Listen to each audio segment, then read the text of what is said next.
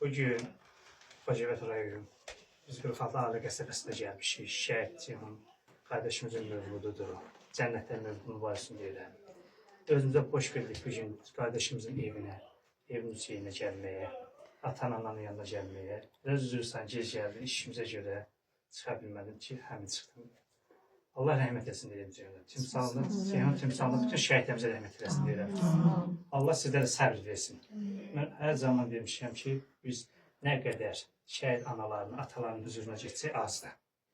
Bugün mən özümə boş verib, hər bir ananın, atanın huzuruna getməyi özümə bir qürur bildim. Ona görə ki, sizin ayağınızın altında cənnət var. Biz o cənnətdən bəhrələnmək istəyərdik. Allah sizlərə səbr versin. Bugün də qardaşımızın Ceyhunun mövlududur. Cənnətdə mövludun varisini deyirəm. Allah sizə səbr versin ata-ana. Allah balaca rəhmət eləsin. Bugün də Şəhid Gizə Polad Əliyevin şəklini Ceyhun qardaşımızdan böyüdür. Aniyatiya getdik. Ceyhun evini deyil getmişik. Təqdim edirəm ki, Atiyanıya. Allah sizlərə səbr versin. Allah sizlərə yardım etsin. Allah sizlərə yardım etsin deyirəm.